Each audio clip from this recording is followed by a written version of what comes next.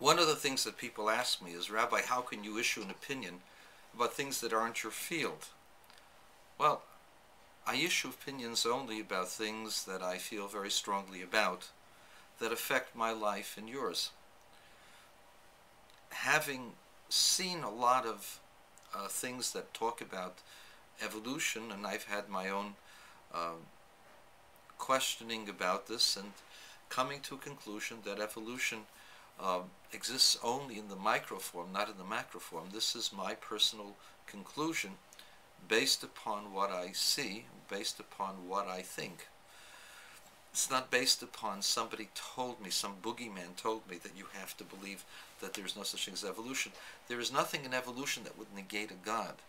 It is just my opinion that evolution does not make sense. There's too many variables and too little time to be able to do the things that they claim can be done. Life doesn't create itself.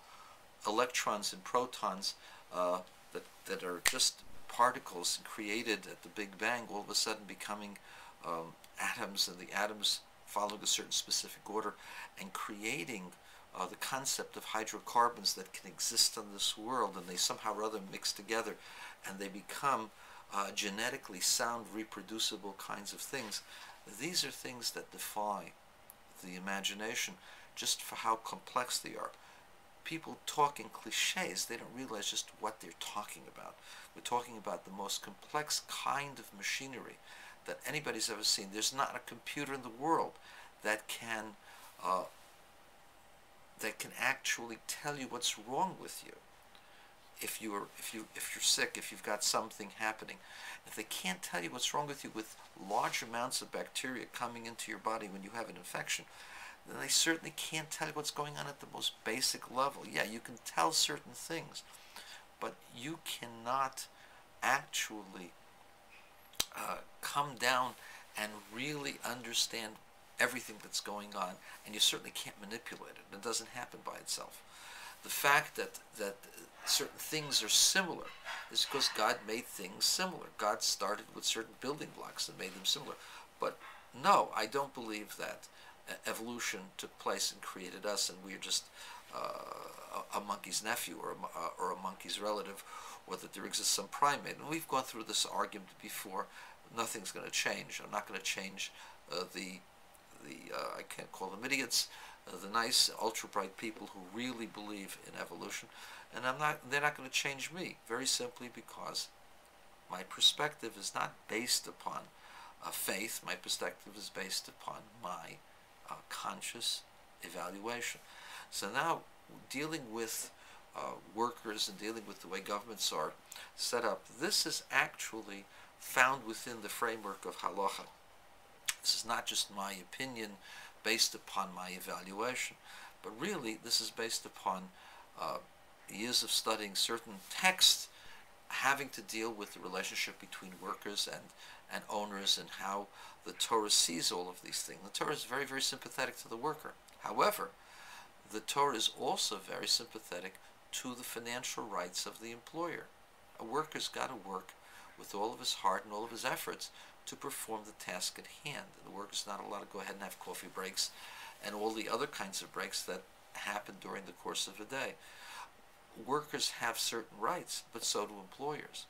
And employers are not evil people. They're not evil because they're getting a profit. Profit is what runs the economies. Without profits, you don't have jobs. And so there has to be a counterweight and counterbalance. And what exactly is the balance? That's a different discussion. When we're talking about government workers cannot be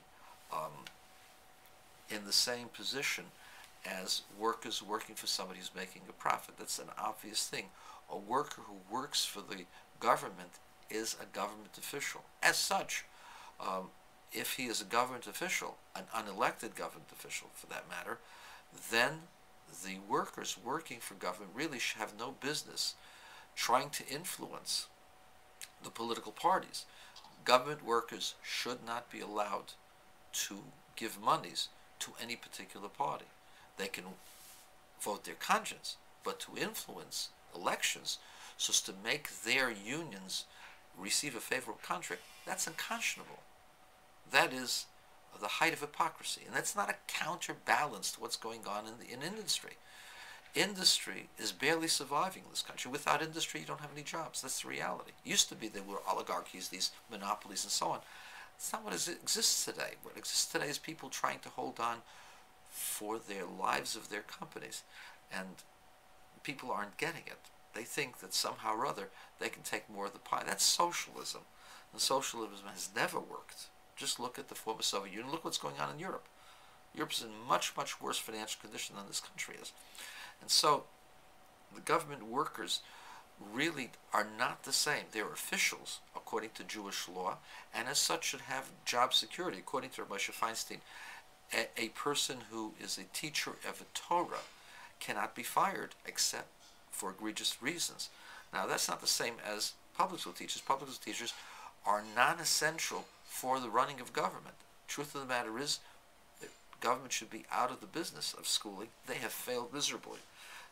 Give it to private schools. Let the private schools take over and hire the teachers. The teachers will have their jobs, and schools will be more efficient, and effective teachers will have better pay, and children will learn better. That's the bottom line. Children are failing out. You have the worst systems in many of the metropolitan areas, and they have the best benefits, and you can't get rid of the teachers.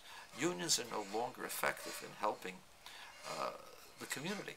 And the truth of the matter is, when it comes to government, unions and government don't mix, as we mentioned before, but a person who works for the government as a government official should not be engaged in politicking at any rate, at any case, and should not be able to be fired because he has job security.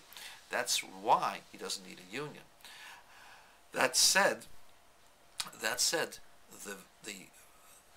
rate of remuneration has to be based by market-driven opportunities.